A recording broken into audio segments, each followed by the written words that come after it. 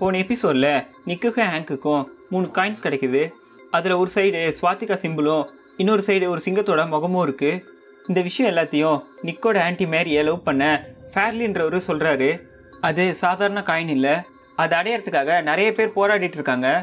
அந்த காயின்ஸ் யார்கிட்ட இருக்கோ அவங்க ரொம்ப அதிகாரமாக இருப்பாங்க. அப்போ அது கேப்டன் கிட்ட போனவுடனே அதை அவன் யார்கிட்டையும் கொடுக்க மாட்டான். அந்த காயினை தேடிட்டு இருந்த மார்க்யூஸான்ற ஒருத்தன் கேப்டனை கொண்டு அதை எடுத்துகிட்டு போகலான்னு பார்க்குறான். அப்போ ஹேங்க் அவனை ஷூட் பண்ணிடுறான். இப்போ ஃபார்லி கேப்டன் கிட்ட பேசும்போது அவங்ககிட்ட இருந்த காயினை திருடிட்டு போயிடுறான். இப்போ நிக் அதை வாங்கி ட்ரெய்லரில் சேவ் பண்ணி வைக்கிறான். அப்போ நிக் ஃபேர்லி கிட்ட இருந்த ஒரு ரீலை ஓட்டி பார்க்கும்போது அதில் ஹிட்லர் இருக்காரு. அவரோட சட்டையிலையும் இந்த காயின்ஸோட சிம்பிள்ஸ்லாம் இருக்குது. அப்போ அவரோட முகமும் வெசனா மாறுது. இதுக்கப்புறம் என்ன நடக்க போகுதுன்றதை இந்த எபிசோடில் பார்ப்போம். நான் தான் Santosh. Welcome to Film matrix.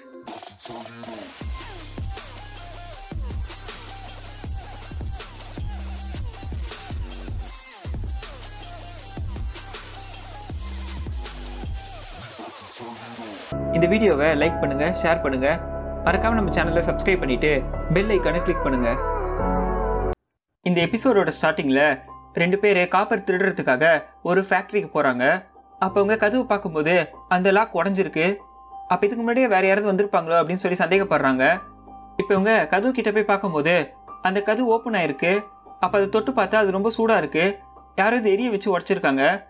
அப்போ உள்ளே யாரோ இருக்காங்கன்னு கன்ஃபார்ம் பண்ணிக்கிட்டு யாராக இருந்தாலும் பரவாயில்ல, நம்மளோட காப்பர் நமக்கு தான் வேணும் அப்படின்னு சொல்லிட்டு உள்ளே போகிறாங்க. இப்போ இவங்க உள்ளே தேடிட்டு இருக்கும்போது அங்கே சவுண்டு கேட்குது. அப்போ அவங்க யார் இருக்கீங்க, யாராக இருந்தாலும் வெளியே வாங்க அப்படின்னு சொல்லும்போது அங்கே ஒரு இடத்துல இருந்து நெருப்பு எரியதை பார்க்குறாங்க. அப்போ யாரோ இருக்காங்க அப்படின்னு சொல்லிட்டு டார்ச் ஆன் பண்ணிட்டு அங்கேருந்து போகும்போது அங்கே ஒரு வண்டியில் நிறைய காப்பர்லாம் சேர்த்து வச்சுருக்காங்க. அப்போ அவங்க உனக்கு இந்த காப்பர் வேணும்னா இங்கேருந்து எடுத்துகிட்டு போயிடு, ஆனால் மிச்சம் இருக்க காப்பர்லாம் எங்களுக்கு தான் சொந்தம் அப்படின்னு சொல்கிறாங்க.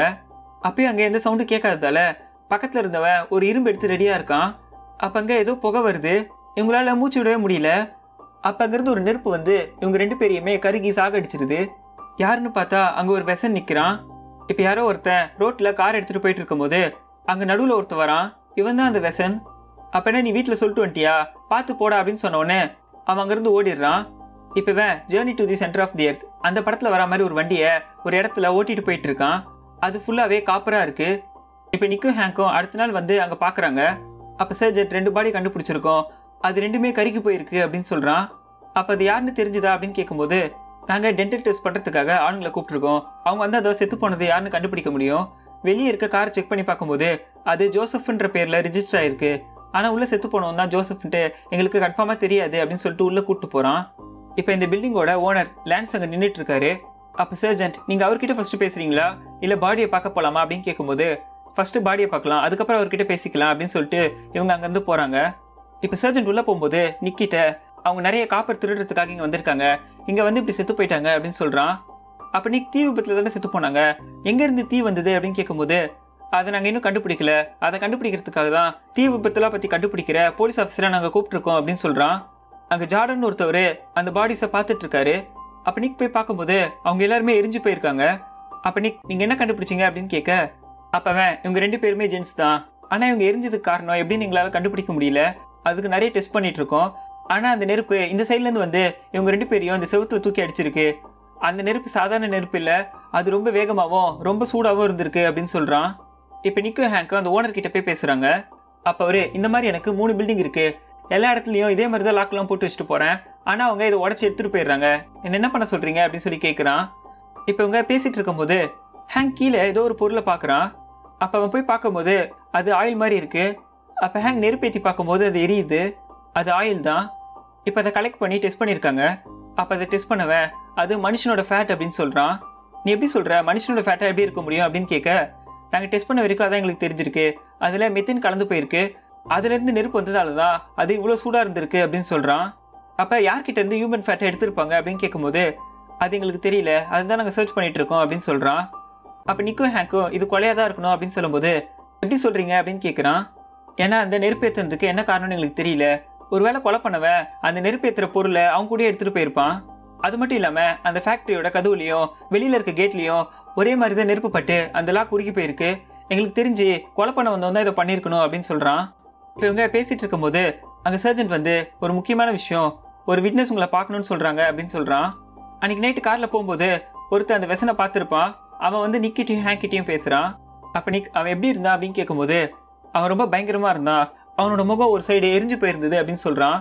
அப்ப கார் நிறுத்தினதுக்கு அப்புறம் என்ன பண்ணீங்க, அவன் வேற ஏதாவது கார்ல ஏறினானா அப்படின்னு கேட்கும்போது நான் கார் நிறுத்தினதுக்கு அப்புறம் அவனை திட்டினேன், ஆனா அவன் எந்த கார்ல ஏறின மாதிரி தெரியல, அவன் அங்கிருந்து ஓடி போனான் அப்படின்னு சொல்றான். அப்ப ஹேங்க் நாங்க ஸ்கெட்ச் ஆர்டிஸ்ட் கூப்பிடுறோம், நீங்க அவன் முகத்தை வரையறதுக்கு எங்களுக்கு ஹெல்ப் பண்ணுங்க அப்படின்னு சொல்ல அவனும் சரின்ட்டு ஒத்துக்கிறான். இப்ப அந்த ஃபேக்டரியோட ஓனர் அந்த கதவுக்கு வேற பூட்டு போட்டவனே அங்க அந்த வெசன் வந்து அவரை அடிச்சிருது. இப்ப அந்த ஸ்கெட்ச் ஆர்டிஸ்ட் அவர் சொன்ன அடையாளத்தை வச்சு அவன் மூஞ்ச வரைஞ்சிடுறாங்க. அப்ப சர்ஜன் அங்க வந்து அந்த ஃபேக்டரியோட ஓனர் லான்ஸ் இப்ப யாரோ அவர் அடிச்சிருக்காங்க, உடனே நம்ம அங்க போனோம் அப்படின்னு சொல்றான். இப்ப இவங்க அந்த ஃபேக்டரிக்கு போய் பார்க்கும்போது அவன் திருப்பி உள்ள வந்திருக்கான், எனக்கு தெரிஞ்சு அவன் உள்ளதான் இருப்பான் அப்படின்னு சொல்றான்.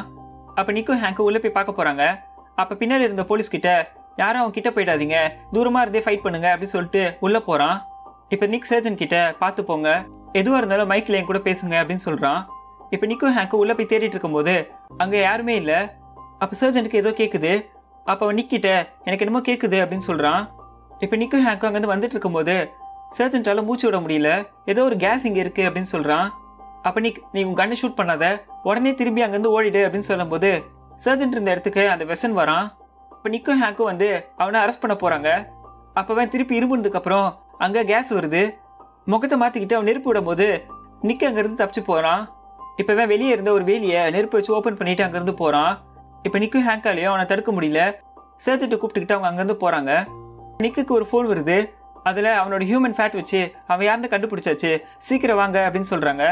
அப்ப அந்த வெசன் நிறைய காப்பர்ஸை கலெக்ட் பண்ணிக்கிட்டு ஒரு இடத்துக்கு போறான். இப்ப ஸ்டேஷன் போனதுக்கு அப்புறம் அங்கிருந்து போலீஸ்காரன் அந்த வெசனை பத்தி சொல்றான். அவனோட பேரு ஃப்ரெட், அவனுக்கு 40 வயசு ஆகுது, அது மட்டும் இல்லாம அவன் மிலிட்டரியில இருந்திருக்கான், அவன் நிறைய தடவை வாருக்காக போராடி இருக்கான், ஆனா அவன் அங்கிருந்து வெளியே வந்ததுக்கு அப்புறம் 6 மாசமா யாருமே அவனை பார்க்கல அப்படின்னு சொல்றான். அப்ப அவன் கடைசியா எங்க இருந்தான் அப்படின்னு கேட்கும்போது தெரியலன்னு சொல்லிடுறான். அவன் கடைசியா என்ன வேலை பார்த்தான்னு கேட்கும்போது அவன் ஏதோ ரயில்வே ரோட்ல கொஞ்ச நாள் வேலை பார்த்தான், அது 2 வருஷத்துக்கு முன்னாடி அப்படின்னு சொல்றான். அவனுக்கு ஃபேமிலி யாரும் இல்லையா அப்படின்னு கேட்கும்போது அவன் ஒரு போட்டோவை காமிச்சு இவ பேர் ஏரியல், இவ அவனோட பொண்ணு அப்படின்னு சொல்ல நிக் உடனே அவளுக்கு ஃபோன் பண்றான். இப்ப கேப்டன் ஹேங்க் கிட்ட அவன் எந்த ஆயுதத்தை யூஸ் பண்ணா, எங்க இருந்து நெருப்பு வந்தது அப்படின்னு கேட்கும்போது அங்க ரொம்ப இருட்டா இருந்தது, அவன் ஏதோ இருமுனா அதுல இருந்து கேஸ் மாதிரி வந்து நெருப்பு உருவாச்சு அப்படின்னு சொல்றான். அப்ப நிக் அவளுக்கு ஃபோன் பண்ணி பார்த்துட்டு இது ஒன்றும் ஃபோன் கிடையாது, இது ஒரு ஆன்சரிங் மிஷின், அதுல ட்ரூப் கிளப்னு ஒரு கிளப்பை பத்தி சொன்னாங்க, ஒருவேளை அவங்க வேலை பார்த்துட்டு இருப்பா, நாங்க போய் பாக்குறேன் அப்படின்னு சொல்லிட்டு நிக் அங்கிருந்து கிளம்புறான். இப்பவே அந்த கிளப்புக்கு போன உடனே அங்கிருந்து ஒரு பொண்ணு வந்து ஏற்கனவே ஷோ ஸ்டார்ட் ஆயிடுச்சு அப்படின்னு சொல்ல இப்பவே ஐடியா காமிச்சு நான் ஏரியல்னு ஒரு பொண்ணை பார்க்க வந்திருக்கேன் அப்படின்னு சொல்றான். அப்பவே அவ தான் டான்ஸ் ஆடிட்டு இருக்கா அப்படின்னு சொல்லிட்டு உள்ள அனுப்புறா. இப்ப நிக் உள்ள போய் பார்க்கும்போது அங்க ஏரியல் நெருப்புலாம் வச்சு வித்த காமிச்சிட்டு இருக்கா. அப்பவே அங்கிருந்து ஆடியன்ஸை பார்க்கும்போது அங்கிருந்து நிறைய பேர் வெசனா இருக்காங்க. அங்க 3 ரவுண்ட் உட்காந்து இந்த ஷோவை பார்த்துட்டு இருக்கான். இப்ப அந்த பொண்ணு நெருப்பு வச்சு வாயில ஊதி காட்டும் போது அவளோட முகம் வெசனா மாறுது. அவன் நிக்க பாத்துடுறா. இப்ப நிக் மோன்ரா கூட போய் உட்காந்து பேசுறான். அப்பவன் நிக் நீ என்ன பண்ற, நீ எப்ப இங்க வந்த அப்படின்னு கேட்கும்போது நீ நிறைய தடவை இங்க வருவியா அப்படின்னு சொல்லி கேட்கிறான். எப்பயும் வரமாட்டேன், ஆனா அவளை பாக்குறதுக்காக வருவ, அவ சூப்பரா நெருப்பு வச்சு வித்த காட்டுவா அப்படின்னு சொல்றான். அப்ப நிக் அவளோட ஃபாதர் ஒரு கேஸ்ல இன்வால்வ் ஆயிருக்கான், எனக்கு தெரிஞ்ச ஒரு அப்படின்னு சொல்லும் போது டீமன் ஃபீவர் தானே அப்படின்னு சொல்றான். டீமன் ஃபீவர்னா டிராகன் மனுஷங்க, இங்க இதை பத்தி பேச வேணாம், நம்ம வெளியே போய் பேசிக்கலாம் அப்படின்னு சொல்லும் போது அப்ப நிக்கு ஓகே சொல்லிடுறான். இப்ப மூன்றா நிக்கிட்ட எனக்கு அவங்கள பத்தி பெருசா தெரியாது, அவங்கள பத்தி நான் பெருசா படிச்சதும் இல்ல, ஆனா அவங்க டிராகன் மனுஷங்க அப்படின்னு சொல்லும் போது டிராகன்றது மித்தாலஜிக்கல் அனிமல் தானே அப்படின்னு சொல்றான். டிராகன் வேணா கற்பனையா இருக்கலாம், ஆனா டிராகன் ஃபீவர் அவங்க கிடையாது அப்படின்னு சொல்றான். அப்ப உங்க மூச்சுல இருந்து நெருப்பை கொண்டு வர முடியுமா அப்படின்னு கேட்க எனக்கு அதை பத்தி முழுசா தெரியாது, ஆனா அவங்களால முடியும்னு நினைக்கிறேன், நான் கேள்விப்பட்ட வரைக்கும் இப்ப ஒரு மனுஷங்க அவங்களோட ஃபேட்டை குறைக்கிறதுக்காக எக்ஸசைஸ் பண்ணா அந்த ஃபேட் எல்லாம் கரைஞ்சு போயிடும், ஆனா அவங்களோட ஃபேட்டை அவங்களால வேப்பரைஸ் பண்ண முடியும், அதை வச்சுதான் அவங்க நெருப்பு உருவாக்குவாங்கன்னு நினைக்கிறேன் அப்படின்னு சொல்றான். அவ அப்பா என்ன பண்ணா அப்படின்னு கேட்கும்போது 2 பேர் செத்து போயிட்டாங்க, அதை அவங்க அப்பா தான் பண்ணாருன்னு நாங்க நினைக்கிறோம் அப்படின்னு சொல்றான். அப்பதான் மூன்றாவுக்கு ஒரு விஷயம் தோணுது. அப்பவே என் கசின் எனக்கு ஃபோன் பண்ணா, அவன் இருக்க ஏரியால ஒரு கிரிம்மை கொலை பண்ணிட்டாங்க, அவங்க யாருன்னு எனக்கு தெரியல, அவனுக்கு தெரிஞ்சு அது ரீப்பர்னு என்கிட்ட சொன்னா அப்படின்னு சொல்றான். அப்ப இது எப்ப நடந்தது அப்படின்னு கேட்கும்போது 2 நாளுக்கு முன்னாடி, நீ கொஞ்சம் ஜாக்கிரதையா இரு அப்படின்னு சொல்லிட்டு அவன் அங்கிருந்து போறான். இப்ப ஏரியல் மேக்கப் ரூம்ல இருக்கும் போது நிக்க அவளை பார்க்க போறான். அப்பவன் ஒரு தீ விபத்து நடந்திருக்கு, அதுல 2 பேர் செத்து போயிருக்காங்க, அதை பத்தி நான் விசாரிக்க வந்தேன் அப்படின்னு சொல்லும் போது அப்பவே நான் பார்த்த ஃபர்ஸ்ட் கிரிம் நீ தான், ஆனா நான் நினைச்ச மாதிரி நீ இல்லை அப்படின்னு சொல்றா. நீ என்ன நினைச்ச அப்படின்னு கேட்கும்போது கிரிம்ஸ் எல்லாருமே ரொம்ப கெட்டவங்க, அவங்க வெசன்ஸை பார்த்தாலே அவங்க தலையை வெட்டிடுவாங்க அப்படின்னு சொல்றா. அப்ப நிக் நான் உங்க அப்பா ஃப்ரெட்டை தேடி தான் வந்தேன், அவரால் 2 பேர் செத்து போயிட்டாங்க அப்படின்னு சொல்லும் போது எங்கெல்லாம் ஸ்மோக் இருக்கோ அங்கெல்லாம் எங்கள் அப்பா இருப்பாருன்னு நினச்சிட்டு இருக்கியா அப்படின்னு கேட்குறா. உங்கள் அப்பா எங்கே இருக்காரு அப்படின்னு கேட்கும்போது எனக்கு தெரியல அப்படின்னு சொல்கிறா. சரி நீ கடைசி உங்கள் அப்பாவை எப்போ பார்த்த அப்படின்னு கேட்க, எங்கள் அப்பா முன்னாடிலாம் என் கூட தான் இருந்தார். ஆனால் எங்கள் அம்மா செத்ததுக்கப்புறம் எங்கள் அம்மா செத்ததுக்கு காரணம் அவர் தான் நினச்சி என்னை விட்டு பிரிஞ்சு போயிட்டாரு. இப்போ எனக்கு அப்பாவும் இல்லை அம்மாவும் இல்லை அப்படின்னு சொல்கிறா. அப்படிக்கு அவருக்கு ஃப்ரெண்ட்ஸ் யாராவது இருக்காங்களா, அங்கே போயிருப்பாரா அப்படின்னு கேட்கும்போது எனக்கு தெரியல அப்படின்னு சொல்கிறா. அப்போவே இந்த கொலையை அவர் தான் பண்ணாருன்னு கன்ஃபார்மாக தெரியுமா அப்படின்னு கேட்க, தெரியும் அப்படின்னு சொல்கிறான். அப்போ நீ அப்பாவை அரெஸ்ட் பண்ணுறதுக்காக என்கிட்ட ஹெல்ப் கேட்குறியா அப்படின்னு கேட்கும்போது நான் ஒன்றும் அதுக்காக கேட்கல, அவரால் இன்னும் யாரும் பாதிக்கப்படக்கூடாதுன்னு தான் கேட்குறேன். உனக்கு உன் அப்பா எங்கே இருக்காருன்னு தெரிஞ்சா என்னை கான்டாக்ட் பண்ணு அப்படின்னு சொல்லிட்டு கார்டை கொடுத்துட்டு அங்கேருந்து போகிறான். பேரியல் அங்கேருந்து கிளம்பும்போது நிக் அவளை காரில் ஃபாலோ பண்ணுறான். இப்போவே கார்லேருந்து இறங்கி அவள் வீட்டுக்குள்ளே போன உடனே நிக் அந்த இடத்துக்கு வந்து அந்த வீடை பார்க்குறான். இப்போ அந்த வீடு பின்னாடி சைட்லேருந்து நெருப்பு வரா மாதிரி தெரியுது. அதனால இவன் அங்கே உள்ளே போய் பார்க்க போகிறான். இப்போ இவன் கீழே பார்க்கும்போது அங்கே சாம்பலாக இருக்குது. அப்போ ஏரியல் நிக்க தள்ளி அவன் மேலே உட்காந்து நிக்க கிஸ் பண்ணுறா. அப்போ நிக்க அவளை தள்ளி விட்டுட்டு நீ என்ன பண்ணுற அப்படின்னு கேட்கும்போது நீ இன்னொரு தடவை என் வீட்டுக்கு வந்தா ஃப்ரெண்ட் டோர் வழியாவே வா, எதுக்கு திருட்டு தரமா இப்படி வர அப்படின்னு சொல்லி கேட்குறா. அப்போவே அவன் பேக் யார்டில் எதுவும் நெருப்பு இருந்துது அப்படின்னு கேட்கும்போது நான் தான் அதை ப்ராக்டிஸ் பண்ணிட்டு இருந்தேன் அப்படின்னு சொல்கிறா. இப்போ நிக்கோட ஃபோன் அடிக்குது. அது எங்கன்னு பார்த்தா அது கீழே இருக்குது. அப்போ அந்த பொண்ணு அட்டன் பண்ணி யார் பேசுறது அப்படின்னு கேட்கும்போது அப்போ நீ யார் அப்படின்னு கேட்குறா. நான் நிக்கோட ஃப்ரெண்டு பேசுகிறேன் அப்படின்னு சொல்கிறா. அப்போ நிக்க அவகிட்டேருந்து ஃபோனை பிடுங்கலான்னு பார்க்கும்போது என்கிட்டேருந்து பிடுங்காத பேபி அப்படின்னு சொல்லி பேசிகிட்டு இருக்கா. அப்போ நிக்க அவகிட்டேருந்து ஃபோனை பிடுங்கி ஜூலியட் கிட்ட பேசும்போது நீ வீட்டுக்கு அவனுக்கு வச்சுக்கிறேன் அப்படின்னு சொல்லிட்டு அவள் ஃபோனை வைக்கிறா. இப்போ நிக்கு ஒன்றுமே புரியல. அப்போ அவன் அங்கேருந்து போயிடுறான்.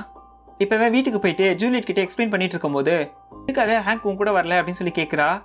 அவன் வீட்டுக்கு கிளம்பி போயிட்டான். எனக்கு ஒரு கேஸ் இருந்தது, அது வழியாக ஃபாலோ பண்ணும்போது நான் அந்த பொண்ணை பார்த்தேன், அவள் வீட்டுக்கு போகும்போது தான் இந்த மாதிரி நடந்தது அப்படின்னு சொல்கிறான். அப்போ எதுக்காக அவகிட்ட உன் ஃபோன் போச்சு அப்படின்னு கேட்கும்போது அது என்கிட்ட கீழே விழுந்துருச்சு, அதை எடுத்து தான் அவள் பேசினா அப்படின்னு சொல்கிறான். ஓ உன் பேக்கெட்ல இருந்து அதுவே வெளியே வந்து விழுந்துருச்சா அப்படின்னு கேட்க அவள் என்ன தள்ளி விட்டா, அப்போ விழுந்தது அப்படின்னு சொல்கிறான்.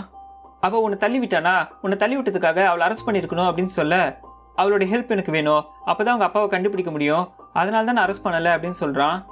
அப்போ நீ எதுக்கு அவள் பேக்கை எடுக்க போன அப்படின்னு சொல்லி கேட்குறா. அப்போ நீ ரொம்ப சந்தேகப்படாத, நீ என்ன நினைக்கிறியோ அது கிடையவே கிடையாது, நான் உனக்கு துரோகம் பண்ண மாட்டேன் அப்படின்னு சொல்கிறான். அப்போவே நான் உன்னை நம்புறேன் அப்படின்னு சொல்லி கட்டி பிடிக்கும் போது பின்னாடி ஜன்னலில் ஏதோ கேஸ் படுது. அப்போவே அங்கே வந்து ஹார்ட் வரைஞ்சி அதை ப்ரோக் ஆகுற மாதிரி பண்ணுறா. இப்போ நீக்கு அந்த டிராகன் மனுஷங்களை பற்றி படிக்கிறான். அப்போ அதில் டிராகன் மனுஷங்களோட பசங்க அவங்களோட ரொம்ப மோசமாக இருப்பாங்க. அவங்க பேரண்ட்ஸ்க்காக அவங்க என்ன வேணால் சாக்ரிஃபைஸ் பண்ண ரெடியாக இருப்பாங்க. அவங்களுக்குன்னு ஒரு இடம் இருக்குது, அதில் எல்லாரையும் சமாதி பண்ணி வச்சுருப்பாங்க. அது மட்டும் இல்லாமல் அவங்களோட பழக்கம் ஊரில் இருக்க நிறைய ட்ரெஷர்ஸ் திருடி அவங்களோட இடத்துல வச்சுக்கிறது. அதில் நரகத்தோட வாசல் அப்படின்னு எழுதியிருக்கு. அப்போ நீக்கு அந்த வாசல் எதுன்னு யோசிக்கிறான். இப்போ ஏரியாவில் அந்த வாசல் வழியாக வந்து ஒரு இடத்துக்குள்ளே போகிறா. அங்கே அவங்க அப்பா இருக்காரு. அப்போ அவங்க அப்பா கிட்ட நான் உன்னை காப்பாற்றுறதுக்கு ஒரு வழியை கண்டுபிடிச்சிட்டேன் அப்படின்னு சொல்கிறா. இப்போ நிக்கோ ஹேங்கும் அந்த ரயில்வே ட்ராக் பக்கத்தில் நடந்து போயிட்டு இருக்காங்க. அப்போ ஃப்ரெட்டை பற்றி தெரிஞ்ச ஒருத்தர் இவங்க கிட்ட பேசிகிட்டு இருக்காரு. அப்போ அவன் ஒரு நல்ல மிலிட்ரி ஆஃபீஸராக இருந்தான், அவன் ரொம்ப நல்லவன் அப்படின்னு சொல்கிறான். நீங்கள் எப்போ அவரை கடைசியாக பார்த்தீங்க அப்படின்னு கேட்கும்போது கொஞ்சம் வாரத்துக்கு முன்னாடி தான் என் கூட தான் பேசிகிட்டு இருந்தார், அதுக்கப்புறம் அவன் ஓடி போயிட்டான். உங்களுக்கு ஒரு விஷயம் தெரியுமா, அவனோட ஒய்ஃபோ நெருப்பில் தான் இறந்து போனான். அதுக்கப்புறம் அவன் யாரையும் பெருசாக பார்க்குறதே இல்லை அப்படின்னு சொல்கிறான். நீங்கள் அவரை கடைசியாக எந்த இடத்துல பார்த்தீங்க அப்படின்னு கேட்கும்போது இந்த ட்ராக் வழியாக தான் எங்கேயோ போனான், அங்கே ஒரு மைனிங் பண்ணுற இடம் இருக்குது, அங்கே தான் அவன் அப்பப்போ இருப்பான் அப்படின்னு சொல்கிறான். அப்போ இந்த ட்ராக்ல எந்த வழியாக போனால் அந்த இடத்துக்கு போக முடியும் உங்களுக்கு தெரியுமா அப்படின்னு கேட்கும்போது எனக்கு கன்ஃபார்மாக தெரியல அப்படின்னு சொல்கிறான். இப்போ இவங்க ஸ்டேஷனில் இருக்கும்போது நிக் ஒரு மேப் எடுத்துகிட்டு வந்து ஹேங்க் கிட்ட காமிச்சு இதுதான் நம்ம இருந்த இடம், இங்கேருந்து மொத்தம் 4 ரூட் பிரிஞ்சு போகுது அப்படின்னு சொல்கிறான். அப்போ இந்த மாதிரி இடம் தான் ஒளியறதுக்கு வசதியாக இருக்கும் அப்படின்னு சொல்லிட்டு நிக் அங்கேருந்து போகிறான். இப்போ இவனுக்கு ஒரு ஃபோன் வருது. அப்போ ஏரியல் நான் தான் பேசுகிறேன், நான் இன்னைக்கு ஒரு ஸ்பெஷல் ஷோ பண்ணலான்னு இருக்கேன், உனக்காக மட்டும் நீ என் வீட்டுக்கு வர முடியுமா அப்படின்னு கேட்குறா. அப்போ நிக் என்னால் முடியாது அப்படின்னு சொல்லும்போது நான் எங்கள் அப்பாவை கண்டுபிடிக்க உனக்கு ஹெல்ப் பண்ணலான்னு இருக்கேன், நீ இன்னைக்கு நைட்டு வந்தேன்னா நான் எல்லா விஷயத்தையும் சொல்கிறேன், ஆனால் தனியாக வா அப்படின்னு சொல்லிட்டு ஃபோனை வைக்கிறா.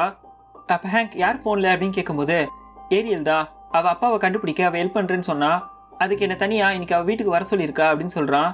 ஓ நீ ரொம்ப ஜாலியாக இருக்க போல அப்படின்னு கேட்க அதெல்லாம் ஒன்றும் இல்லை, ஆனால் நீயும் இன்னைக்கு நைட்டு என் கூட வர அப்படின்னு சொல்லிட்டு அவன் ஜூலியட்டுக்கு ஃபோன் பண்ணுறான். அப்போ ஜூலியட் அட்டன் பண்ண உடனே நான் டேரெக்டாக ஒன்று சொல்லிடுறேன், நான் இன்னைக்கு அந்த பொண்ணை பார்க்க போகிறேன், ஆனால் ஹேங்க்கும் என் கூட வருவான் அப்படின்னு சொல்லிட்டு ஹேங்க்குக்கு ஸ்பீக்கர் போடுறான். அப்போ ஹேங்க் நானும் போகிறேன் அப்படின்னு சொல்லும்போது சரி சரி நான் உன்னை நம்புகிறேன், சீக்கிரம் முடிச்சுட்டு வா அப்படின்னு சொல்லிட்டு அவள் ஃபோனை வைக்கிறா. இப்போ நிக்கோ ஹேங்கோ ஏரியலோட வீட்டுக்கு போய் பார்க்குறாங்க. அப்போ கதவு தட்டினா அவள் திறக்கவே இல்லை. ஒருவேளை அவங்க அப்பா வந்து இவளை கடத்திட்டு போயிருப்பாளா அப்படின்னு சொல்லி பயந்து இவங்க கதவு உடச்சிட்டு உள்ளே போகிறாங்க.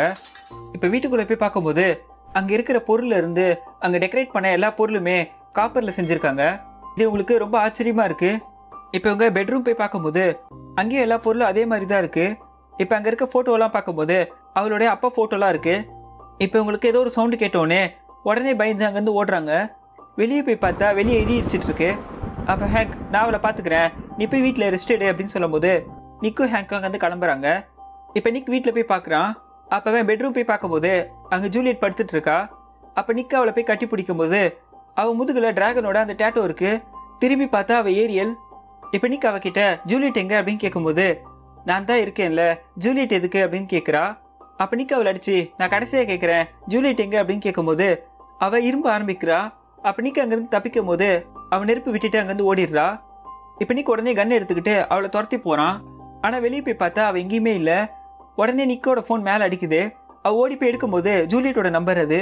அப்போவே அட்டன் பண்ணி பேசும்போது அப்போவே ஜூலியட் என் கூட தான் இருக்கா, நீ அவளை காப்பாற்றணும்னா போலீஸ் யாருமே இல்லாமல் எங்களோட இடத்துக்கு தனியாக வரணும், நாங்கள் என்ன பண்ணுவோன்ட்டு உனக்கு நல்லாவே தெரியும், எங்கள் அப்பாவை காப்பாற்ற எனக்கு இருக்க ஒரே வழி இதுதான் அப்படின்னு சொல்லிட்டு அவள் ஃபோனை வைக்கிறா. இப்போ நிக் உடனே மோன்ரா கூட அந்த இடத்துக்கு போயிட்டு இருக்கான். அப்போ மோன்ரா, இந்த டிராகன் மனுஷங்க அவங்களோட இடத்துக்கு கூப்பிடுறாங்கன்னா அது ரொம்ப பெரிய பிரச்சனை, எனக்கு தெரிஞ்சு அந்த 3rd ட்ராக்ல தான் அவங்க இருக்க இடம் வரும்னு நினைக்கிறேன் அப்படின்னு சொல்லும்போது அப்போதான் அவனுக்கு ஒரு விஷயம் புரியுது. அப்போவே இது மாதிரி இதுக்கு முன்னாடி நான் பார்த்ததே இல்லை அப்படின்னு சொல்லும்போது என்ன விஷயம் அப்படின்னு கேட்குறான். இது எல்லா கதையிலையும் இருக்கு, உன்னோட ராணியை அவள் தூக்கிட்டு போயிட்டா, இதுக்கப்புறம் என்ன நடக்கும்ட்டு உனக்கே தெரியும், ஒரு அழகான பொண்ணை கடத்திட்டு போனா அவனை காப்பாற்ற அவனோட ஹீரோ போகணும், இந்த மாதிரி கதையை தான் நம்ம எல்லா இடத்துலையும் கேள்விப்பட்டுட்டு இருக்கோம், ஆனால் இதில் மோசமான விஷயம் இந்த கதையோட எண்டிங்கில் யாராவது ஒருத்தர் இறந்து போயிடுவாங்க அப்படின்னு சொல்கிறான். இப்போ அந்த பொண்ணு அந்த ரயில்வே ட்ராக்ல ஜூலியட்டை கட்டி போட்டு ஒரு இடத்துக்கு கூட்டிகிட்டு போயிட்டு இருக்கா. இப்போ நிக்கும் மோன்ராவை அங்கே வந்து பார்க்கும்போது அங்கே ஜூலியட்டோட காரை கண்டுபிடிச்சிடுறாங்க. அப்போ மோன்ரா, இந்த டனல் வழியாக தான் போனோம், ஆனால் நடந்து போனால் ரொம்ப நேரம் ஆகும் அப்படின்னு சொல்லும்போது அங்கே ஒரு வண்டியை பார்க்குறாங்க. அப்போ நிக்க அவங்க கிட்ட இது உனக்கு ஓட்ட தெரியுமா அப்படின்னு கேட்கும்போது எனக்கு இதை பற்றி முழுசாக தெரியாது, ஆனால் நான் இதை பற்றி கேள்விப்பட்டிருக்கேன், நான் ட்ரை பண்ணுறேன் அப்படின்னு சொல்லிட்டு ஸ்டார்ட் பண்ணுறான். உடனே அது ஸ்டார்ட் ஆகிடுது. இப்போ நிக்கும் மோன்ராவும் வண்டியில் ஏறி அங்கேருந்து கிளம்புறாங்க. இப்போ ஏரியல் ஜூலியட்டை கடத்தி அவளோட இடத்துக்கு கூட்டிகிட்டு போயிட்டு இருக்கா. அப்போ அந்த வாசல் முழுக்க காப்பரில் செஞ்சுருக்காங்க. அவங்களுக்கான ட்ரெஷரை அவங்களே தேடி கொண்டு வந்து அந்த இடத்துல வச்சுருக்காங்க. இப்போ மோன்ரா நிக்கிட்ட எனக்கு ரொம்ப பெருமையாக இருக்குது, நான் யாருன்னே தெரியாத ஒரு பொண்ணை காப்பாற்றுறதுக்காக போயிட்டுருக்கேன், என்ன இருந்தாலும் நீ என்கிட்ட கேட்டதால் தான் நான் இதை பண்ணுறேன் அப்படின்னு சொல்கிறான். இப்போ இதை பற்றிலாம் நீ பேசணுமா அப்படின்னு கேட்கும்போது எனக்கு புரியுது, ஆனால் எனக்கு கொஞ்சம் பயமாக இருக்குது, ஏன்னா அவங்களாம் டிராகன், ஆனால் உங்ககிட்ட ஒரு பிளான் இருக்குன்னு எனக்கு தெரியும், ஆனால் அதை நீ என்கிட்ட இது வரைக்கும் சொல்லலை அப்படின்னு சொல்கிறான். அப்போ நீக்கு ஒன்றுமே சொல்லாமல் இருக்கும்போது ஓ பிளான் கூட இல்லையா அப்படின்னு சொல்லிட்டு பயப்படுறான். இப்போ ஏரியல் அவங்க அப்பா கிட்ட போயிட்டு நான் அவளை கூட்டிகிட்டு வந்துட்டேன், அவளும் அம்மா மாதிரி தான் அப்படின்னு சொல்கிறா. இப்போ அவரு ஜூலியட்டை போய் பார்த்துட்டு இவளை கூட்டிகிட்டு போக யார் வரா அப்படின்னு கேட்கும்போது உங்களுக்கு தேவையான ஆள் தான் வந்துட்டு இருக்கான் அப்படின்னு சொல்கிறா. என்ட்ரன்ஸ் வந்ததுக்கப்புறம் அங்கேருந்து நடந்து போகிறாங்க. அப்போ மோன்ரா, உங்ககிட்ட என்ன பிளான் இருக்கு, உன்னால் உங்கள் கண்ணையும் யூஸ் பண்ண முடியாது, வேற என்ன பண்ண போகிற அப்படின்னு சொல்லி கேட்குறான். அப்போவே அவங்க கேட்டதை நான் கொடுக்க போகிறேன், அவங்களுக்கு நான் தான் வேணும் அப்படின்னு சொல்லிட்டு உள்ளே போகும்போது எனக்கு இந்த பிளான் பிடிக்கல அப்படின்னு சொல்கிறான். நான் அவளை டிஸ்ட்ராக்ட் பண்ணுறேன், அந்த நேரத்தில் நீ ஜூலியட்டை காப்பாற்றிடு அப்படின்னு சொல்லிட்டு அவன் உள்ளே போகிறான். நிக்கும் மோன்ராவும் உள்ளே போய் பார்க்கும்போது அங்கே நிறைய பொருள் இருக்குது. அப்போ மோன்ராவை வேறு வழியாக போ அப்படின்னு சொல்லிட்டு நிக் அனுப்புகிறான். அப்போ நிக் நான் வந்துட்டேன், ஏரியல் நீ எங்கே இருக்க அப்படின்னு சொல்லி கேட்கும்போது மோன்ரா சைடு வழியாக உள்ளே போகிறான். அப்போ நிக் அங்கே இருக்க ஒரு ஆயுதத்தை எடுத்துட்டு நீ சொன்ன மாதிரி நான் தனியாக வந்துட்டேன், நீ எங்கே இருக்க அப்படின்னு சொல்லி கேட்குறான். ஏரியல் அவங்க அப்பா கிட்ட அந்த பொண்ணு தேடி அவன் வந்துட்டா, நமக்கான நேரம் வந்துருச்சு அப்படின்னு சொல்கிறா. இப்போ மோன்ரா சைடு வழியாக உள்ளே வரும்போது அங்கே ஜூலியட்டை பார்த்துடுறான். அப்போ ஜூலியட் இவனை பார்த்து பயப்படும் போது சத்தம் போடாத அப்படின்னு சொல்லிட்டு ஜூலியட் கிட்ட அவன் வரான். அப்போவே நம்ம 2 பேரும் இதுக்கு முன்னாடி மீட் பண்ணது கிடையாது, ஆனால் நான் நிக்கோட ஃப்ரெண்டு தான், பயப்படாத அப்படின்னு சொல்லிட்டு அவன் கட்டை கழட்டி விடுறான். அப்போ அங்கே யாரோ வர சவுண்ட் கேட்டு நீ அமைதியாரு அப்படின்னு சொல்லிட்டு அவன் திருப்பி அந்த இடத்துல போய் ஒளிஞ்சிக்கிறான். இப்போ அந்த இடத்துக்கு ஏரியல் வந்து உனக்கான நேரம் வந்துடுச்சு அப்படின்னு சொல்லும்போது ஆமாம் அப்படின்னு சொல்லிட்டு அவள் ஏரியல் அடித்து கீழே விழ வச்சிடுறா. அப்போ மோன்றாங்க வந்து நம்ம உடனே எங்கேருந்து போனோம் அப்படின்னு சொல்லிட்டு ஜூலியட் அங்கேருந்து கூப்பிட்டு போகிறான். இப்போ நிக்க அந்த இடத்துல நடந்து வந்துட்டு இருக்கும்போது அங்கே ஒரு இரும்பல் சவுண்ட் கேட்குது. உடனே இவன் ஒரு இடத்துல போய் மறைஞ்சிக்கிறான். அங்கேருந்து ஃப்ரெண்டு வாயிலிருந்து நெருப்பு வருது. இப்போ நிக்க அவன் கிட்ட இருந்த ஆயுதத்தை எடுத்து அவனை அடிக்கலான்னு போகும்போது நிக்க அவன் கீழே தள்ளி விட்டுட்டு அவன் முகத்தை வெசனா மாற்றிக்கிட்டு அவன் மேலே நெருப்பு விடுறான். அப்போ நிக் பக்கத்தில் இருந்த ஒரு பொருள் பின்னாடி போய் மறைஞ்சிக்கிறான். இப்போ ஏரியில் எழுந்து நின்று பார்க்கும்போது அங்கே நெருப்பு சவுண்டு கேட்டு உடனே ஓடி வரா. இப்போ நிக் எழுந்து போய் அவன் கூட சண்டை போடுறான். இப்போ இவங்க 2 பேரும் சண்டை போட்டுட்டு இருக்கும்போது நிக்க அவன் கீழே தள்ளி விட்டுறான். அப்போ அவன் முகத்தை மாற்றி நெருப்பு விடலாம் வரும்போது நிக் கீழே இருந்த ஒரு ஆயுதத்தை எடுத்துகிட்டு போயிட்டு அவன் வயிற்றுலேயே குத்திடுறான். அப்போ கீழே விழுந்து அவர்கிட்ட போயிட்டு நீங்கள் கவலைப்படாதீங்க, நீங்கள் தைரியமாக சண்டை போட்டீங்க அப்படின்னு சொல்கிறா. இப்போ மூன்றா ஜூலியட்டை கூப்பிட்டுக்கிட்டு வெளியே வந்துடுறான்.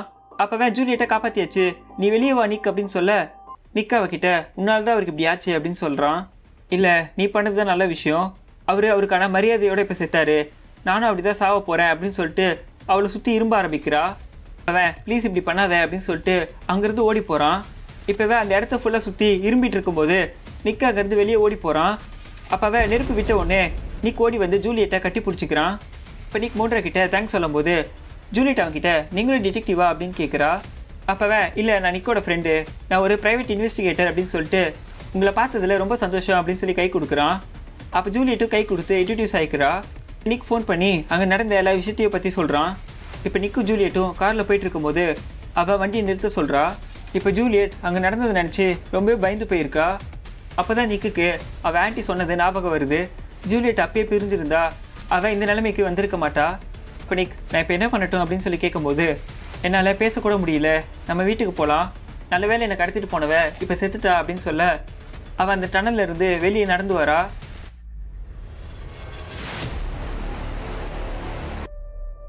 இதே இடத்துல இந்த எபிசோட் முடியுது. அடுத்த எபிசோடில் வந்து உங்களை பார்க்குறேன். அது வரைக்கும் பீஸ் அவுட்.